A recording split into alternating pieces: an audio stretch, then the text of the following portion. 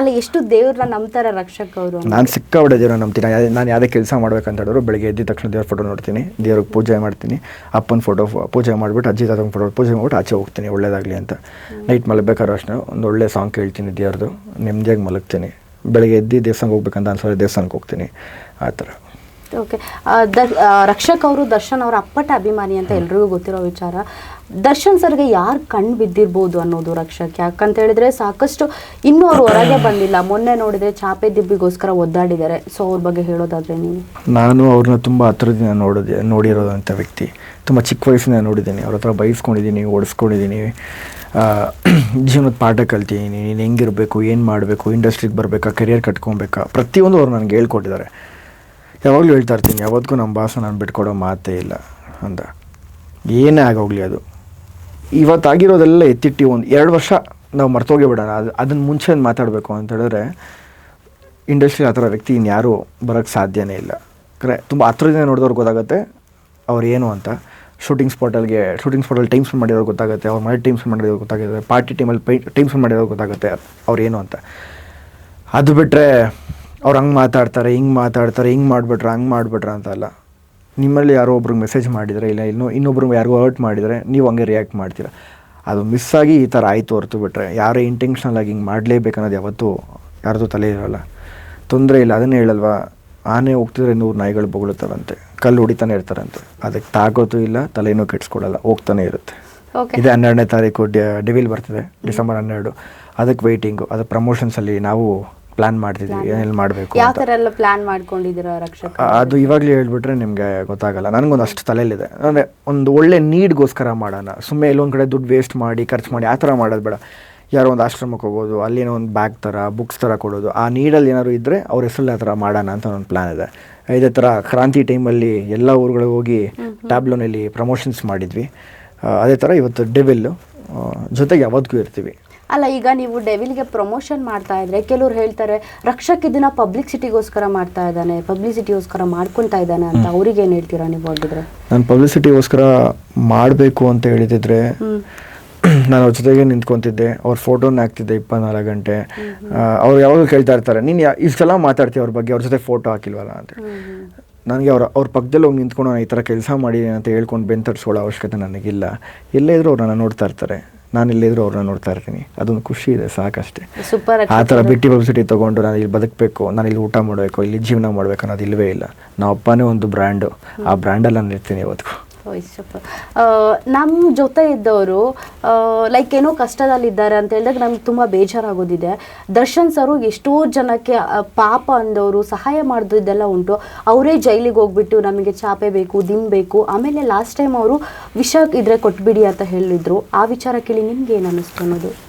ನಿಜವಾಗ್ಲೂ ಬೇಜಾರು ಅನಿಸುತ್ತೆ. ಯಾಕೆ ಅಂದರೆ ಆಚೆ ರಾಜ ಥರ ಇದ್ಬಿಟ್ಟು ಒಳಗಡೆ ಹೋಗಿ ಯಾರೋ ಹತ್ರ ನಾನು ಚಾಪೆ ದಿಂಬು ಕೇಳೋದು ಅದೊಂದು ಸಿಕ್ಕಾಪಟ್ಟೆ ಬೇಜಾರು ಅಂತ ಅನಿಸುತ್ತೆ. ಅದು ಆಗಲೇ ಹೇಳ್ದಕ್ಕೆ ನಾನು ಅವ್ರ ಜೊತೆ ಜರ್ನಿ ಮಾಡಿರೋದ್ರಿಂದ ಅವರಿಂದ ದಿಲ್ದಾರ್ ಮನುಷ್ಯ ಅನ್ನೋದು ನಮಗೆ ತುಂಬ ಚೆನ್ನಾಗಿ ಗೊತ್ತು. ಊಟದಲ್ಲಾಗಿರ್ಬೋದು, ನೋಡ್ಕೊಳ್ಳೋದ್ರಲ್ಲಾಗಿರ್ಬೋದು, ಮಾತಾಡೋದ್ರಲ್ಲಾಗಿರ್ಬೋದು, ಯಾವತ್ತೂ ಯಾರಿಗೂ ಕಮ್ಮಿ ಮಾಡಿದವರಲ್ಲ. ಇವತ್ತು ಅವ್ರಿಗೆ ಏನೋ ಕಮ್ಮಿ ಆಗಿದೆ ಅಂತ ಹೇಳಿದಾಗ ಸಿಕ್ಕಾಪಟ್ಟೆ ಮನ್ಸಿಗೆ ಬೇಜಾರಾಗೋದು ಸಹಜ. ಅದು ಅವ್ರು ಆದಷ್ಟು ಬೇಗ ಆಚೆ ಬರಲಿ, ಇದೆಲ್ಲ ಏನಂತಾರೆ ಒಂಥರ ಎಲ್ಲ ಕ್ಲಿಯರ್ ಆಗಲಿ, ದೇವ್ರವ್ರಿಗೆ ಚೆನ್ನಾಗಿಟ್ಟಿರಲಿ. ಅಲ್ಲ, ಈಗ ದರ್ಶನ್ ಸರ್ ಸಾಕಷ್ಟು ಜನಕ್ಕೆ ಗೊತ್ತಿಲ್ಲದಂಗೆ ಸಹಾಯ ಮಾಡಿದುಂಟು. ಅದು ಗೊತ್ತಿಲ್ಲ, ಕೆಲವು ವಿಚಾರಗಳು ಗೊತ್ತುಂಟು. ಎಲ್ರಿಗೂ ಸಹಾಯ ಮಾಡಿರುವಂಥದ್ದು, ಪಾಪದವರಿಗೆ, ಬಡ ಮಕ್ಕಳಿಗಾಗಿರ್ಬೋದು, ಆಶ್ರಮಕ್ಕಾಗಿರ್ಬೋದು, ಹೀಗೆ ಸಾಕಷ್ಟು ಸಹಾಯ ಮಾಡಿದುಂಟು. ಯಾಕೆ ದೇವರು ಅವರಿಗೊಂದು ಒಳ್ಳೆತನ ತೋರಿಸ್ತಿಲ್ಲ ಅಥವಾ ದಯ ಯಾಕೆ ತೋರಿಸ್ತಿಲ್ಲ ಅನ್ನೋದು? ಒಳ್ಳೆತನ ಇರೋದಕ್ಕೆ ಫ್ಯಾನ್ಸ್ ಇವತ್ತಿಗೂ ಶಾಶ್ವತವಾಗಿರೋದಿಲ್ಲ ಅಂತ ಹೇಳಿದ್ರೆ ಇರ್ತಾನೆ ಇರಲಿಲ್ಲ. ಏನೇ ಮಾತಾಡಿದ್ರು ಆ ಸಿಚುವೇಶನ್ಸ್ನ ನಿಂತ್ಕೊಂಡು ಫೇಸ್ ಮಾಡೋರಿಗೆ ಮಾತ್ರ ಗೊತ್ತಿರುತ್ತೆ. ನಾವಿಲ್ಲಿ ಕೂತ್ಕೊಂಡು ಮಾತಾಡೋದು ದೊಡ್ಡ ವಿಚಾರನೇ ಅಲ್ಲ. ಅಲ್ಲಿ ಕೂತ್ಕೊಂಡು ಅವರಲ್ಲಿ ಫೇಸ್ ಮಾಡ್ತಿರೋದು ನೋವುಗಳಾಗಿರ್ಬೋದು, ಆ ಮನಸ್ಸಿಗೆ ಆಗ್ತಿರೋ ಒಂದು ಬೇಜಾರಾಗಿರ್ಬೋದು.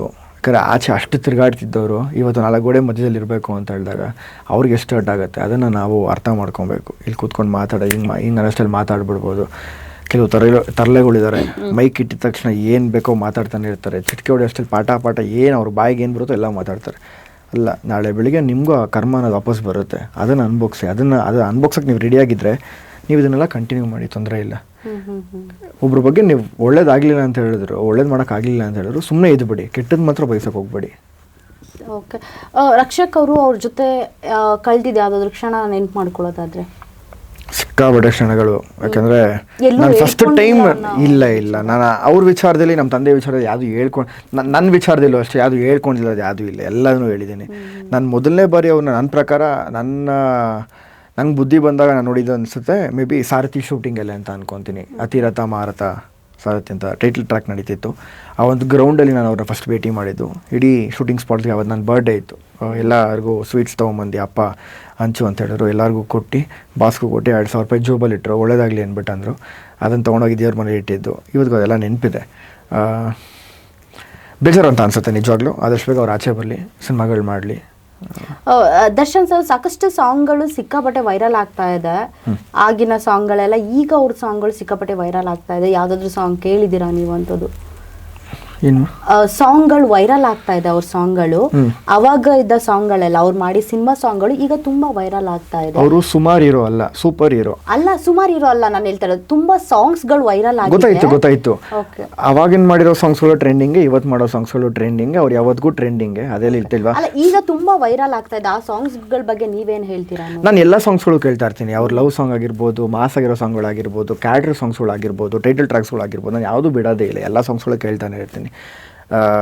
ಯಾವುದೇ ಏನೇ ವೈರಲ್ ಆದರೂ ಅವ್ರ ಫ್ಯಾನ್ಸ್ಗೆ ಇವತ್ತಿಗೂ ಇದಾರಲ್ವ, ಅದೇ ವೈರಲ್, ಅದೇ ದೊಡ್ಡಗಿಂತ ಎಲ್ಲರಿಗಿಂತ ದೊಡ್ಡ ವೈರಲ್ ಅಂದರೆ ಅವ್ರ ಫ್ಯಾನ್ಸು. ಅದರಲ್ಲಿ ನಾನೊಬ್ಬ, ಆ ಕೋಟ್ಯಾಂತರ ಜನದಲ್ಲಿ ನಾನೊಬ್ಬ ಅವ್ರ ಫ್ಯಾನ್ ಆಗಿ. ಯಾಕಂದರೆ ಅವ್ರನ್ನ ತೀರಾ ಹತ್ತಿರದಿಂದ ನೋಡಿರೋದ್ರಿಂದ ಅದನ್ನೆಲ್ಲ ಬಿಟ್ಟು ಆ ಕೋಟ್ಯಾಂತರ ಜನ ಮಧ್ಯದಲ್ಲಿ ನಿಲ್ಲಿಸಿದ್ರು ನಾವು ಒಬ್ಬ ಫ್ಯಾನ್ ಅಂತ ಹೇಳ್ಬಿಟ್ಟು ಕೈ ಎತ್ತೀನಿ. ಅದೊಂದು ಖುಷಿ ಇದೆ ನಿಜವಾಗ್ಲೂ. ಓಕೆ, ರಕ್ಷಕ್ ಅವರು ದರ್ಶನ್ ಅವರಿಗೆ ದೊಡ್ಡ ಅಪ್ಪಟ ಅಭಿಮಾನಿ. ಡೆವಿಲ್ ಬಂದಾಗ ಪ್ರಮೋಷನ್ ಸಮೇತ ಮಾಡೋಕ್ಕೆ ರೆಡಿ ಆಗಿದ್ದೀರಾ. ಸೊ ಯಾವ್ಯಾವ ಥರ ಹೊಸ ಹೊಸ ಪ್ಲ್ಯಾನ್ಸ್ಗಳು ಮಾಡಿದ್ದೀರಾ, ನಾನು ಅದನ್ನು ಹೇಳಲ್ಲ ಅಂತ ಹೇಳ್ತಾ ಇದ್ದೀರಾ. ಸೊ ಡೆವಿಲ್ ಸಿನಿಮಾ ಬರೋ ದಿನ ಫಸ್ಟ್ ಶೋ ನೋಡೋಕ್ಕೆ ರೆಡಿ ಇದ್ದೀರಾ. ಅಷ್ಟರೊಳಗೆ ದರ್ಶನ್ ಸರ್ ಹೊರಗೆ ಬರ್ಬೋದು ಅಂತ ನಿಮ್ಗೆ ಅನ್ಸುತ್ತಾ? ಬರಲಿ ಅನ್ನೋದೇ ಮನಸ್ಸಲ್ಲಿರೋದು. ಕಾನೂನಿಗಿಂತ ದೊಡ್ಡವ್ರು ಯಾರೂ ಇಲ್ಲ ಅಂತ ಹೇಳ್ತಾರಲ್ಲ. ನಮಗೆ ಗೊತ್ತಿಲ್ಲ ಏನೇನು ನಡೀತಿದೆ ಒಳಗಡೆ ಎತ್ತ ಅನ್ನೋದು. ಅದು ಜಡ್ಜಿಗೆ ಅವ್ರಿಗೆ ಬಿಟ್ಟಿದಂಥದ್ದು. ಆದಷ್ಟು ಬೇಗ ಬಂದರೆ ಖುಷಿನೇ. ಆ ಥಿಯೇಟ್ರಲ್ಲಿ ಅವ್ರ ಜೊತೆ ಕೂತ್ಕೊಂಡು ನೋಡ್ಬೇಕನ್ನೋ ಆಸೆ ಇದೆ ಪ್ರತಿಯೊಬ್ಬರಿಗೂ. ಏನಾದರೂ ಆಗಲಿ ಫಸ್ಟ್ ಡೇ ಫಸ್ಟ್ ಶೋ ಥಿಯೇಟ್ರಲ್ಲಿ ಕೂತ್ಕೊಂಡು ನೋಡ್ತೀನಿ ಫ್ಯಾನ್ಸ್ಗಳ ಜೊತೆ. ಅದೇ ವಿಷಲ್ ಹೊಡಿತೀನಿ, ಅದೇ ಕಿರ್ಚಾಡ್ತೀನಿ. ನಾನು ರೀಸೆಂಟಾಗಿ ಮೆಜೆಸ್ಟಿಕ್ ಮೂವಿ ರಿಲೀಸ್ ಆಗಿತ್ತು ಅಂತ ಅನ್ಕೊತೀನಿ. ಮೆಜೆಸ್ಟಿಕ್ಗೂ ಪ್ರಸನ್ನ ಥಿಯೇಟ್ರಲ್ಲಿ ಹೋಗಿ ಕೆಂಚಾಲ ಮುಂಚಾಲ ಸಾಂಗಿಗೆ ಡಾನ್ಸ್ ಆಡಿ ಎಲ್ಲ ಮಾಡಿದ್ದೆ. ಆ ಥರ ನಾನು ಯಾವತ್ತೂ ಅಂದರೆ ಜನ ನನ್ನ ಯಾರೋ ನೋಡ್ಬಿಡ್ತಾರೆ ಅದೆಲ್ಲ ಎಂಥದ್ದು ಇಲ್ಲ. ನಮ್ಮ ಬಾಸ್ ಅಂತ ವಿಚಾರ ಬಂದಾಗ ನನ್ನ ಮನ್ಸಾರ ಏನು ಬೇಕಾ ಮಾಡೋದಕ್ಕೆ ರೆಡಿ. ಓಕೆ, ವಿಜಯಲಕ್ಷ್ಮಿ ಮೇಡಮ್ ಬಗ್ಗೆ ಹೇಳೋದಾದರೆ? ಅಕ್ಕನ ಬಗ್ಗೆ ಹೇಳ್ಬೇಕಂತ ಹೇಳಿದ್ರೆ ನಿಜವಾಗ್ಲೂ ಸ್ಟ್ರಾಂಗ್ ವುಮೆನ್. ಯಾಕಂದರೆ ಇಂಥ ಕಷ್ಟದಲ್ಲಿ ಅವ್ರ ಜೊತೆಗೆ ನಿಂತ್ಕೊಂಡಿದ್ದಾರೆ ಹೇಳ್ಬೋದು. ಅವ್ರ ಅವ್ರ ಜೊತೆಗೆ ನಿಂತ್ಕೊತಾರೆ ಇನ್ನೇನು ಅಂತ ಹೇಳ್ತಾರೆ, ಹಂಗಲ್ಲ. ಆದರೆ ಆ ಫೇಸ್ ಮಾಡಿದಾಗಲೇ ಗೊತ್ತಾಗೋದು ಪ್ರಾಬ್ಲಮ್ಸ್ ಏನು ಅಂತ. ಆ ಪ್ರಾಬ್ಲಮ್ಸ್ಗಳನ್ನ ನಾನು ಫೇಸ್ ಮಾಡ್ಕೊಂಬಂದಿದ್ದೀನಿ ಚಿಕ್ಕ ವಯಸ್ಸಿಗೆ. ಇವತ್ತು ಅವ್ರ ಮಗನೂ ಅಷ್ಟೇ ಇವಾಗ ಇಂಡಸ್ಟ್ರಿಗೆ ನೆಕ್ಸ್ಟ್ ಬರಬೇಕಾಗಿರೋಂಥವ್ರು. ಅವ್ರ ಅಕ್ಕನ ಮಗನೂ ನೆಕ್ಸ್ಟ್ ಇಂಡಸ್ಟ್ರಿಗೆ ಬರಬೇಕಾಗಿರೋಂಥವ್ರು. ನಾವೆಲ್ಲ ಒಂದು ಫ್ಯಾಮಿಲಿ ಇದ್ದಂಗೆ, ಯಾವತ್ತೂ ನಾವೆಲ್ಲ ಬಿಟ್ಕೊಡೋ ಮಾತೇ ಇಲ್ಲ. ಅಕ್ಕ ಎಲ್ಲ ಕಡೆ ಓಡಾಡ್ತಿದ್ದಾರೆ, ದೇವಸ್ಥಾನಗಳಿಗೆ ಒಳ್ಳೇದಾಗಲಿ ಅಂತ ಬಯಸ್ತಿದ್ದಾರೆ, ಹೋಮಗಳು ಮಾಡಿಸ್ತಿದ್ದಾರೆ. ಎಲ್ರದ್ದು ಒಂದೇ ಇರೋದು, ಆದಷ್ಟು ಬೇಗ ಆಚೆ ಬರಲಿ, ಎಲ್ಲ ಕ್ಲಿಯರ್ ಆಗಲಿ, ತಿರ್ಗಾ ಬ್ಯಾಕ್ ಟು ಫಾರ್ಮ್ ಬರಲಿ, ಒಳ್ಳೆ ಬಾಡಿ ಮಾಡಲಿ, ಸಿನಿಮಾ ತಿರ್ಗಾ ಸ್ಟಾರ್ಟ್ ಆಗಲಿ ಅನ್ನೋದು. ಓಕೆ, ದರ್ಶನ್ ಸರ್ದು ಒಂದು ಟೈಟಲ್ ಇದ್ರೆ ನೆಮ್ಮದಿ ಆಗಿರಬೇಕು ಅಂತ. ನೀವೆಷ್ಟು ನೆಮ್ಮದಿ ಆಗಿದ್ದೀರಾ? ಆರಾಮಾಗಿದ್ದೀನಿ. ಇದ್ರೆ ನೆಮ್ಮದಿ ಆಗಿರ್ಬೇಕು ಅಷ್ಟೇ, ಏನಾದರೂ ಆಗ್ಬಿಡ್ಲಿ. ಅದ್ರ ವರ್ಡ್ ಇನ್ನೊಂದಿದೆ, ಆದರೆ ಇಲ್ಲಿ ಹೇಳೋಕ್ಕಾಗಲ್ಲ ಅಷ್ಟೇ. ಹೇಳ್ತೀನಿ, ನನಗೇನು ತೊಂದರೆ ಇಲ್ಲ. ಅದನ್ನು ನೀವು ಟೆಲಿಕಾಸ್ಟ್ ಮಾಡಬಾರ್ದು, ಬೇಡ. ಆಮೇಲೆ ಹೇಳಿ ಅಂದ್ಬಿಟ್ಟು ಆಮೇಲೆ ನಂದೇ ತೋಡ್ಬಿಟ್ಟು ನೀವು ಗುಂಡಿ ನನ್ನ ಹಾಕ್ಬಿಟ್ರೆ ಕೇಳ ಎಲ್ಲಿಗೆ ಹೋಗ್ಲಿ. ನಾವೀಗ ಕೇಳಿಸ್ಕೊಂತೀವಿ ಅಷ್ಟೇ, ಹೇಳಿ ಏನಾಗುತ್ತೆ. ಬೇಡ ಅದು ಆಮೇಲೆ ನೀವು ಕಾಲ್ ಮಾಡಿ ಪರ್ಸನಲ್ ಆಗಿದ್ದಾಗ ಹೇಳ್ತೀನಿ. ಓಕೆ, ಈಗ ಬಿಗ್ ಬಾಸ್ ಆದಮೇಲೆ ಸಾಕಷ್ಟು ಜನಕ್ಕೆ ಪ್ರಶ್ನೆ ಅಂತ ಹೇಳಿದೆ, ಸಿನಿಮಾ ಮಾಡ್ತೀವಂತ, ನೀವು ಒಳ್ಳೊಳ್ಳೆ ಸ್ಕ್ರಿಪ್ಟ್ ಬರಬೇಕು, ನಾನು ಅದಕ್ಕೆ ಕಾಯ್ತಾ ಇದ್ದೀನಿ ಅಂತ. ಯಾವುದೊಂದು ಸ್ಕ್ರಿಪ್ಟ್ ಬಂದಿದೆಯಾ ಅಂತದ್ದು ಅನ್ನೋದು? ಇವಾಗ ಸದ್ಯಕ್ಕೆ ಯಾವುದೂ ಬಂದಿಲ್ಲ. ನಾನು ರೀಸೆಂಟಾಗಿ ಯಾವುದೋ ಕಥೆಗಳು ಕೇಳ್ತಿಲ್ಲ. ಕಂಟಿನ್ಯೂಸ್ ಪ್ರಮೋಷನ್ಸ್ ಓಪನಿಂಗ್ ಎಲ್ಲ ಬ್ಯುಸಿ ಇರೋದ್ರಿಂದ ಅದಕ್ಕೋಸ್ಕರ ಅವ್ರು ಫಸ್ಟೇ ಹೇಳ್ತೀನಿ ಪ್ರೊಡಕ್ಷನ್ ಹೌಸ್ ಇದೆಯಾ ಅಂತ. ಅದಾದಮೇಲೆ ನಾನು ಕತೆ ಕೇಳೋಕ್ಕೆ ಇಷ್ಟಪಡ್ತೀನಿ. ಯಾಕಂದರೆ ಕತೆ ಇಷ್ಟ ಆಗೋಯ್ತು ಅಂತ ಹೇಳಿದ್ರೆ ಲಾಕ್ ಮಾಡಿ ಇಟ್ಕೊತೀವಿ. ಅದಕ್ಕೆ ಪ್ರೊಡಕ್ಷನ್ ಹೌಸ್ ಇರೋಲ್ಲ, ನಾವು ಅದಕ್ಕೆ ಅಲಿತಾ ಇರ್ತೀವಿ, ಅಲ್ಲಿಂದ ಇಲ್ಲಿಂದ ಅಲ್ಲಿ ಅಂತ. ಅದಕ್ಕೋಸ್ಕರ ಸದ್ಯಕ್ಕೆ ನೀವೇ ನೋಡ್ತಾ ಇರೋ ಸಿಚುವೇಶನ್ಸ್ ಹೆಂಗಿದೆ ಇಂಡಸ್ಟ್ರಿಲಿ ಅಂತ. ಸ್ಟಾರ್ಟ್ ಮಾಡಿ ಫಸ್ಟ್ ಶೆಡ್ಯೂಲ್ ಮಾಡ್ತಾರೆ, ಆಮೇಲೆ ಸಿನಿಮಾನೇ ಮೂವ್ ಆಗೋಲ್ಲ, ಇನ್ನೊಂದು ರಿಲೀಸ್ಗೆ ಬರ್ತೀವಿ, ರಿಲೀಸ್ ಮಾಡೋಕ್ಕಾಗಲ್ಲ, ಈ ಥರ ಎಲ್ಲ ಸಿಚುವೇಶನ್ಸ್ ಇರುತ್ತೆ. ಅದಕ್ಕೆ ನಾನು ವೆಯ್ಟ್ ಮಾಡ್ತಿದ್ದೀನಿ, ತಾಳ್ಮೆಯಿಂದ ಇದ್ದು ಒಂದು ಒಳ್ಳೆ ಸಿನಿಮಾ ಬರುತ್ತೆ ಅಷ್ಟೇ. ಇನ್ನೊಂದು ಪ್ರಶ್ನೆ ಏನಂತ ಹೇಳಿದ್ರೆ, ನಾನೊಂದು ಹೀರೋ ಆಗಬೇಕು ಅಥವಾ ನಾನೊಂದು ಹೀರೋಯಿನ್ ಆಗಬೇಕು ಅಂತ ಬಂದ ಎಲ್ಲ ಸ್ಕ್ರಿಪ್ಟು ಒಪ್ಕೊಳ್ಳೋದು ಓಕೆನಾ, ಅಥವಾ ಈ ಸ್ಕ್ರಿಪ್ಟು ನನಗೆ ಸೂಟ್ ಆಗುತ್ತೆ, ಇದು ನಾನು ಮಾಡಬಲ್ಲೆ ಅನ್ನೋದು ಒಪ್ಕೊಳ್ಳೋದು ಓಕೆನಾ ಅನ್ನೋದು? ಅದೇ ಇದ್ದರೆ ನೆಮ್ಮದಿಯಾಗಿರಬೇಕು ಅಂತ ಹೇಳಿದ್ರಲ್ಲ, ಹಂಗೆ ನನಗೆ ಮಾಡಿದ್ರೆ ನೆಮ್ಮದಿಯಾಗಿ ಮಾಡಬೇಕು. ನಾನು ಎಲ್ಲದನ್ನು ಒಂದೇ ಸರಿ ತಿನ್ನಬೇಕು ಅಂತ ಆಸೆ ಪಡೋನಲ್ಲ. ಯಾಕಂದರೆ ಬೇರೆ ಬೇರೆಯವ್ರದ್ದು ಬೇರೆ ಬೇರೆ ಥಾಟ್ಸ್ ಇರುತ್ತೆ, ನಾನು ಅವ್ರ ಬಗ್ಗೆ ಮಾತಾಡೋಕ್ಕೆ ಹೋಗಲ್ಲ. ಕೆಲವ್ರಿಗೆ ನಾನು ಸಿನಿಮಾಗಳು ಬ್ಯಾಕ್ ಟು ಬ್ಯಾಕ್ ಮಾಡಿದ್ರೆ ಜನ ನನ್ನ ಗುರುತಿಸ್ತಾರೆ ಒಂದು ಥಾಟ್ ಇರುತ್ತೆ. ನನಗೆ ಆ ಥರ ಎಂಥದ್ದು ಇಲ್ಲ. ರಕ್ಷಕ್ನ ಮನೇಲಿ ಕೂತಿದ್ರು ಗುರುತಿಸ್ತಾರೆ ಅನ್ನೋ ಒಂದು ನಂಬಿಕೆ ನನಗಿದೆ. ಜನರು ಕೊಟ್ಟಿರೋಂಥ ಪ್ರೀತಿ ನಾನು ಉಳಿಸ್ಕೊತೀನಿ.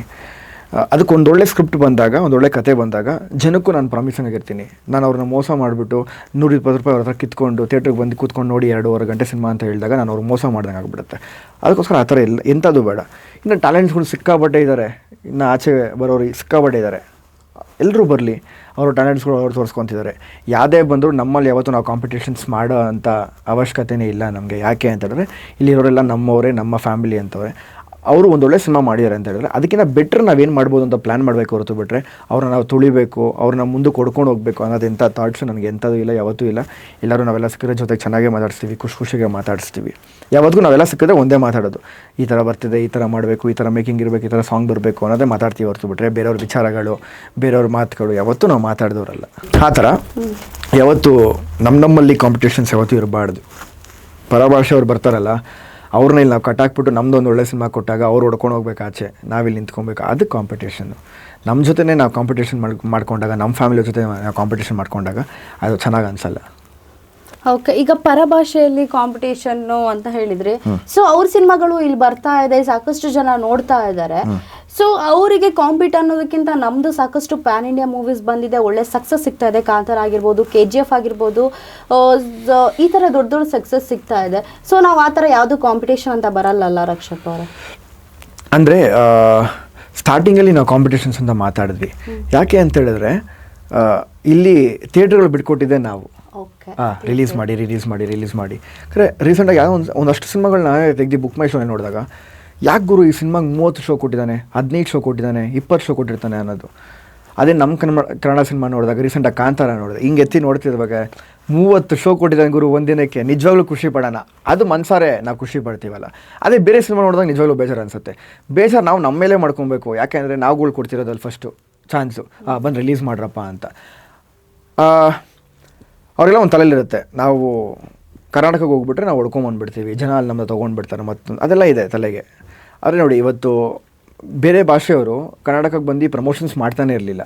ಇಲ್ಲಿ ಯಾವಾಗ ನಾವು KGF ಗೆದ್ವಿ, ಕಾಂತಾರನ ಗೆದ್ವಿ, ಆವಾಗ ಅವ್ರುಗಳೇ ಬಂದು ಜನ ನಮ್ಮನ್ನ ನೋಡ್ತಾರೆ, ಹೋಗಲ್ಲಿ ನಿಂತ್ಕೊಬೇಕು, ಒಂದು ಪ್ರಮೋಷನ್ಸ್ ಮಾಡಬೇಕು ಅನ್ನೋದು ಬರ್ತಾರೆ, ಗೊತ್ತಾ. ಅದೇ ಮುಂದಿನ ಸ್ಕೂಲಲ್ಲಿ ಹೊಸಬ್ರಿಗೆ, ನಮ್ಮಂಥ ಹೊಸಬ್ರಿಗೆ ಬರೋರಿಗೆ ಚಾನ್ಸ್ ಇರಬೇಕು. ಅದೊಂದು ಮೇಯ್ನ್ ಇರುತ್ತೆ. ಯಾಕಂದರೆ ಇವತ್ತು ಥಿಯೇಟ್ರ್ಗಳು, ಎಷ್ಟೋ ಥಿಯೇಟ್ರ್ಗಳು ನಾವೇ ಹೋಗ್ತಾ ರೋಡಲ್ಲಿ ನೋಡ್ತಾ ಇರ್ತೀವಿ, ಅಯ್ಯೋ ನಾವು ಇಲ್ಲಿ ಈ ಸಿನಿಮಾ ನೋಡಿದ್ವಿ, ಈ ಥಿಯೇಟ್ರ್ ಹೊಡೆದಾಕ್ಬಿಟ್ರು, ಈ ಸಿನಿಮಾ ನೋಡಿದ್ವಿ, ಇಲ್ಲಿ ಈ ಥಿಯೇಟ್ರ್ ಹೊಡೆದಾಕ್ಬಿಟ್ಟಿದ್ದಾರೆ ಅನ್ನೋದು ಒಂದು ಬೇಜಾರು ಅನಿಸುತ್ತೆ. ಅದೇ ಒಳ್ಳೊಳ್ಳೆ ಸಿನಿಮಾಗಳು ಕನ್ನಡದಲ್ಲಿ ಬಂದರೆ ಖಂಡಿತವಾಗ್ಲೂ ಥಿಯೇಟ್ರ್ ಹೊಡೆಯುತ್ತೆ. ಅದಕ್ಕೋಸ್ಕರ ನಮ್ಮ ಬಾಸ ಅಂತವರು ಯಾವತ್ತಿಗೂ ಇರಲೇಬೇಕು. ಖಂಡಿತ ನಮ್ಮ ಬಾಸ ಅವ್ರು ಖಂಡಿತ ಇರಬೇಕು. ರಕ್ಷಕ್ ಅವರೇ, ಹಾಗೆ ಈಗ ನಿಮ್ಮ ಕಾಂಟ್ಯಾಕ್ಟಲ್ಲಿ ಯಾರಿಗಾದ್ರೂ ಪ್ರ್ಯಾಂಕ್ ಮಾಡಿಬಿಡೋಣ, ಕಾಲ್ ಮಾಡಿ. ಪ್ರ್ಯಾಂಕ ರಾಮೋಲ ನೀವು ಮಾಡಿಬಿಡಿ ಕಾಲ್. ಬೇಡ, ಅಯ್ಯೋ ಬೇಡ. ನಾನು ಯಾರಿಗೂ ಕಾಲ್ ಮಾಡಲ್ಲ ಪ್ರ್ಯಾಂಕ್ ಮಾಡೋಕ್ಕೆ. ಯಾಕೆ ಮಾಡಲ್ಲ? ಅಲ್ಲ, ನೀವು ಪ್ರ್ಯಾಂಕ್ ಅಂತ ಏನಿಲ್ಲ, ನಾನು ಡೈರೆಕ್ಟ್ ಮಾಡ್ತಾ ಇದ್ದೀನಿ ಹೀರೋಗ ಅಲ್ಲ, ಮಾಡಿ ಜಸ್ಟ್ ಒಂದು ಪ್ರ್ಯಾಂಕ್. ಈಗ ರಕ್ಷಕ್ ಅವ್ರನ್ನ ಎಲ್ಲ ಥರ ನೋಡ್ತಾರೆ, ಈ ಥರ ನೋಡ್ಲಿ ಬಿಡಿ. ಬೇಡ, ಎಲ್ಲ ಥರ ತೋರಿಸ್ಕೊಂಬೇಡ, ಅವಾಗ ಕೆಲವೊಂದು ಕಡೆ ಮಾತ್ರ ತೋರಿಸ್ಕೊಬೇಕಷ್ಟೇ. ಇಲ್ಲ, ನೀವು ಈಗ ಪ್ರ್ಯಾಂಕ್ ಮಾಡಬೇಕು ರಕ್ಷಕ್ ಅವರೇ. ಇವ್ರಿ ರಮೋಲ್ ಅವ್ರಿಗೆ ಕಾಲ್ ಮಾಡಿ ಕ್ಲಾರಿಟಿ ಕೊಡಿ. ಎಲ್ಲರೂ ಅದೇ ಕ್ವಶನ್ ಮಾಡ್ಕೊಲಿರೋದಲ್ವಾ? ಇಲ್ಲ, ಬೇಡ. ನಾವು ಅಮ್ಮನ ಕಾಲ್ ಮಾಡಲಾ? ಮಮ್ಮಿ ಯಾರೋ ಹುಡುಗಿ ಪ್ರಪೋಸ್ ಮಾಡಿದ್ದಾರೆ ಹಂಗೆ ಅಂತ ಹೇಳ್ತೀನಿ. ನಿಮಗೆ ಓಕೆ ನಮ್ಮ ಮಮ್ಮಿ ಹೆಂಗಿರ್ಬೇಕು ಹುಡುಗಿ ಅಂತ ಕೇಳಿ. ಅಯ್ಯೋ, ನಮ್ಮ ಅಮ್ಮ ಏನಾದ್ರು ಮಾತಾಡ್ಬಿಡ್ತಾರೆ. ದೇವ್ರೆ, ಏನು ಮಾಡ್ತಿದ್ಯಾ ಮಮ್ಮಿ? ಏನು ಮಾಡ್ತಿದ್ಯಾ? ಮಲಗಿದ್ಯಾ? ಸರಿ ಮಮ್ಮಿ, ಆಯ್ತು ಮಲ್ಕೋ. ಕೇಳ್ದೆ, ಆಯ್ತು. ನಾನು ಇಲ್ಲೇ ಇದ್ದೆ. ಇವಾಗ ಯಾರೋ ಒಂದು ಹುಡುಗಿ ನಂಗೆ ಕಾಲ್ ಮಾಡಿದ್ರು. ಕಾಲ್ ಮಾಡಿಬಿಟ್ಟು, ನೀವಂದರೆ ನಂಗೆ ಸಿಕ್ಕಾಪಟ್ಟೆ ಇಷ್ಟ, ನಿಮ್ಮನ್ನ ಮದುವೆ ಆಗಬೇಕು, ನಿಮ್ಮ ಮನೆಗೆ ಬರ್ತೀನಿ, ಮಮ್ಮಿನ ಕೇಳ್ತೀನಿ, ಹಂಗೆ ಹಿಂಗೆ ಅಂತಿದ್ರು. ನಾನು ನಿನ್ನ ನಂಬರೇ ಕೊಟ್ಬಿಟ್ಟಿದ್ದೀನಿ ಅವ್ರಿಗೆ. ಅವ್ರು ಯಾರೋ ಗೊತ್ತಿಲ್ಲ ಮಮ್ಮಿ. ನಾನು ಮದ್ವೆ ಆಗೋದಿಲ್ಲ, ನಾನು 28 ವರ್ಷಕ್ಕೆ ಮದ್ವೆ ಆಗೋದು. ನಮ್ಮ ಅಮ್ಮ ಅವಾಗ 28ನೇ ವರ್ಷದಲ್ಲಿ ನನಗೆ ಇನ್ನೇನು 1 ತಿಂಗಳು 2 ತಿಂಗಳು ಇರಂಗೆ ನಮ್ಮಮ್ಮ ಮದ್ವೆ ಹುಡುಗಿನ ನೋಡ್ತಾರೆ ಅಂತ ನೀನೇ ಹೇಳ್ಬಿಡು. ನಾನು ಹೇಳೋದಿಕ್ಕೆ ಬೇಡ, ಮಾತಾಡು. ನಾನು ಇನ್ನ 28 ವರ್ಷಕ್ಕೆ ನನಗೆ ಅಂತ ಇನ್ನ ಎಷ್ಟೊಂದ್ ಕೆಲ್ಸಗಳಿದೆ, ಜವಾಬ್ದಾರಿ ಇದೆ. ಆ ಜವಾಬ್ದಾರಿ ಎಲ್ಲ ಅದೇ ಅವ್ರಿಗೆ ಹೇಳ್ದೆ, ಅವೆಲ್ಲ ಜವಾಬ್ದಾರಿ ಇದೆ ಅಂತ. ಅವ್ರು ಹೇಳಿದ್ರು ಆ ಜವಾಬ್ದಾರಿ ನನ್ ಜೊತೆನೆ ಮಾಡಿ ಅಂದ್ರು. ಅಯ್ಯೋ ಅದೆಲ್ಲ ನೀವ್ ಬಂದ್ಮೇಲೆಲ್ಲ ಜವಾಬ್ದಾರಿ ಎಲ್ಲ ತೀರ್ಸೋದಿಕ್ ಆಗೋದಿಲ್ಲ. ನಾವು ನಮ್ ಕೈಯಿಂದ ಜವಾಬ್ದಾರಿ ತೀರ್ಸ್ಕೊಂಡು ಆಮೇಲೆ ನನ್ ಮದ್ವೆ ಆಗೋದಿಲ್ಲನು ಓಕೆ ಅಂತ ಹೇಳು. ಏನೆಲ್ಲ ಹೌದಾ? ಏನೇನು ಕ್ವಾಲಿಟೀಸ್ ಇರ್ಬೇಕು ಮಮ್ಮಿ ನನ್ನ ಮದುವೆ ಆಗೋ ಹುಡುಗಿ? ನಿಮ್ ಮದ್ವೆ ಆಗೋ ಹುಡ್ಗಿಗೆ ಬೆಳಗ್ಗೆ ಎದ್ದೊಳ್ಬೇಕಾ? Mummy ಎದೊಳ್ತಾರೆ mummy 100%. ಏನು ಹಂಗೆ ಮಲಗಿರ್ತಾರ ಮಮ್ಮಿ? ಅಯ್ಯೋ ಸುಮ್ನೆ ಎಲ್ಲ ಬರ್ಬೇಕ ನಿನ್ಗೆ ಏನೋ ಗೊತ್ತು ರಕ್ಷು. ಆಯ್ತಾ ಈಗಿನ ಕಾಲದ ಹುಡುಗಿರೆಲ್ಲ ಅದೆಲ್ಲ ಮಾಡ್ತಾರ. ಅದೆಲ್ಲ ಸತ್ಯವ್ರು ನಮ್ಮಮ್ಮ ಇದಾದ್ಮೇಲೆ ಬೈದ್ ಬಿಡ್ತಾರ ಅನ್ಸುತ್ತೆ. ನಾನು ಕಟ್ ಮಾಡ್ಬಿಡ್ತೀನಿ. ಜಾತಿಲಿ ಒಂದ್ ಕೋತಿ ಮರಿ ಅಂತ ನೋಡಿ, ಜಾತಿಲಿ ಒಂದು ಕೋತಿ ಮರಿ. ಹಳೆ ಗಾದೆ ಎಲ್ಲ ನನ್ನ ಹತ್ರ ಹೇಳ್ಬೇಡ ಮಮ್ಮಿ ಪ್ಲೀಸ್. ಸರಿ ಆಯ್ತು ಮಮ್ಮಿ. ಯಾಕೋ ನಿನ್ ಮದ್ವೆ ಮಾಡ್ಕೊಳ್ಳೋ ಟೈಮ್ ಬಂದಾಗ ನಿನ್ ಕಣ್ ಮುಂದೆ ಒಳ್ಳೆ ಹುಡುಗಿನ ತಂದು ನಿಲ್ಸೋ ಜವಾಬ್ದಾರಿ ವೈಟಿಗೆ ತೆಳ್ಳಗೆ ಯಾಕೆ ಮಮ್ಮಿ ನನಗೆ ಗೊತ್ತಿರೋ ಕ್ವಾಲಿಟೀಸ್ ಹೇಳ್ತಾ ಇದೀಯಾ? ಮೆರೆಸ್ತೀನಿ ಆಯ್ತಾ? ಹೌದಾ? ಓಕೆ. ಕನ್ನಡಾಗಿರ್ಬೇಕಂತ ಇಷ್ಟಪಡ್ತೀಯಾ? ಆಯ್ತಾ? ಇದು ಉದ್ದಗಿರ್ಬೇಕು ಸಣ್ಣಗಿರ್ಬೇಕು ಅನ್ನೋ ಹುಡುಗಿನ ಇಷ್ಟಪಡ್ತೀಯ ತಾನೆ? ಹುಡುಗಿ ನಾನು ತಂದು ನಿಲ್ಸ್ತೀನಿ ಬಿಡು. ಸರಿ ಆಯ್ತು ಮಮ್ಮಿ. 4-5 ವರ್ಷದಲ್ಲಿ ಇನ್ನೂ ಟೈಮ್ ಇದೆ. Okay mummy. ಆಯ್ತಾ? Okay bye mummy. Good night. Bye. ಅಲ್ಲ ರಕ್ಷಕ್ ಅವರಿಗೆ ಮದುವೆ ಆಗೋ ಹುಡುಗಿಗೆ ಏನೆಲ್ಲ ಕ್ವಾಲಿಟೀಸ್ ಇರಬೇಕು ಮಮ್ಮಿ? ಆನ್ ಸೀರಿಯಸ್ ನೋಟ್, ಇದನ್ನು ತುಂಬ ಸೀರಿಯಸ್ ಆಗಿ ಹೇಳ್ತಿದ್ದೆ. ನಾನು ರೀಸೆಂಟಾಗಿ ನನ್ನ ಫ್ರೆಂಡ್ಸ್ಗೂ ಹೇಳ್ತಿದ್ದೆ. ನನ್ನ ಮದುವೆ ಅನ್ನೋ ವಿಚಾರಕ್ಕೆ ಬಂದಾಗ ಯಾರೇ ಆಗಿರ್ಬೋದು ಅದು, ನಮ್ಮ ಅಮ್ಮನಿಗೆ ಹೇಳಿ ಈ ಥರ ಇದೆ ಅನ್ನೋದು ಆವಾಗಲೇ ಅಮ್ಮನಿಗೆ ಒಪ್ಸೋದು. ಕದ್ದು ಮುಚ್ಚಿ ಈ ಥರ ಲವ್ ಮಾಡಿಬಿಟ್ಟು ಅವೆಲ್ಲ ಎಂಥದಿಲ್ಲ ನಮ್ಮ ಮನೇಲಿ. ನಾನು ನಮ್ಮ ಅಮ್ಮನಿಗೆ ಏನೇ ಮಾಡಿದ್ರು ಓಪನ್ ಆಗಿ ಹೇಳ್ತೀನಿ. ಯಾಕಂದರೆ ಅಪ್ಪ ತೀರ್ಕೊಂಡಾದ್ಮೇಲೆ ನಮ್ಮಮ್ಮ ನನ್ನ ದುಡ್ಡು ಇಲ್ಲದ್ರೆ ಇರ್ಬೋದು, ಸಾಲ ಮಾಡ್ಸಾಕಿರ್ಬೋದು, ಏನೇ ಮಾಡಿರ್ಬೋದು, ಆದರೆ ನನ್ನ 7 ಗಂಟೆ ಕರ್ಕೊಂಬಂದಿರ ಅಂತ ಹೇಳಿದ್ರೆ 4 to 5 years ಅಲ್ಲ ಅಪ್ಪ ತೀರ್ಕೊಂಡಾಗ. ಇದಕ್ಕೆಲ್ಲ ಕಾರಣ ನಮ್ಮಮ್ಮ. ನನಗೆ ನನ್ನ ಹತ್ರ ಯಾವುದೋ ದುಡ್ಡು ಇಲ್ದಿರ್ಬೇಕಾದ್ರೆ, ನನಗೆ ಕಮಿಟ್ಮೆಂಟಿಗೆ ತೀರಿಸ್ಬೇಕಾಗಿದ್ದಿರ್ಬೇಕಾದ್ರೆ ಎಲ್ಲದಕ್ಕೂ ನಮ್ಮಮ್ಮ ನನ್ನ ಚೆನ್ನಾಗಿ ನೋಡ್ಕೊಂಡಿದ್ದಾರೆ. ಅದಕ್ಕೆ ನಾನು ಯಾವತ್ತೂ ನಮ್ಮ ಅಮ್ಮಂಗೆ ಮೋಸ ಮಾಡೋಕ್ಕೆ ಹೋಗೋದಿಲ್ಲ ಆ ವಿಚಾರದಲ್ಲಿ. ನಮ್ಮ ಅಮ್ಮಂಗೆ ಖುಷಿಯಾಗಿರಬೇಕು ಅಂತ ಹೇಳಿದ್ರೆ ನನ್ನ ಮದುವೆ ವಿಚಾರನೇ ಅದು. ಯಾರೋ ರಾಂಗ್ ಪರ್ಸನ್ನ ಸೆಲೆಕ್ಟ್ ಮಾಡಿಬಿಟ್ಟು ಅವ್ರನ್ನ ಕರ್ಕೊಂಬಂದು ಮನೆಗೆ ಜವಾಬ್ದಾರಿ ಇಲ್ದಿರೋರನ್ನ, ರೆಸ್ಪಾನ್ಸಿಬಿಲಿಟೀಸ್ ಇಲ್ದಿರೋರನ್ನ, ಅಂದರೆ ಒಂದು ಫ್ಯಾಮ್ಲಿಗೆ ಮರ್ಯಾದೆ ಕೊಡಬೇಕು, ಅಮ್ಮನಿಗೆ ಮರ್ಯಾದೆ ಕೊಡಬೇಕು, ನನ್ನ ಮನೆಗೆ ತುಂಬ ಜನ ಬರ್ತಾ ಇರ್ತಾರೆ, ಅವ್ರನ್ನ ತುಂಬ ಚೆನ್ನಾಗಿ ಮಾತಾಡಿಸ್ಬೇಕು, ಅದೆಲ್ಲ ತಲೆಯಲ್ಲಿ ಇಟ್ಕೊಂಡು ಫ್ಯೂಚರ್ ಡೇಸಲ್ಲಿ ಆ ಥರದ ಯಾರೋ ಪಾರ್ಟ್ನರ್ ಸಿಕ್ಕರೆ ನಿಜವಾಗ್ಲೂ ಸೆಲೆಕ್ಟ್ ಮಾಡ್ಕೊತೀನಿ. ಇಲ್ಲ ಅಂದರೆ ಅಲ್ಲವರು ಯಾವುದೂ ಸೆಲೆಕ್ಟ್ ಮಾಡ್ಕೊಳ್ಳಲ್ಲ. ಯಾವುದೇ ನೋಡಿದ್ರು ಮಮ್ಮಿನೇ ನೋಡ್ತಾರೆ. ಅವ್ರು ನೋಡಿದ್ದು ನನಗೆ ಇಷ್ಟ ಆದರೆ ಖಂಡಿತವಾಗ್ಲೂ ಮದುವೆ ಆಗ್ತೀನಿ.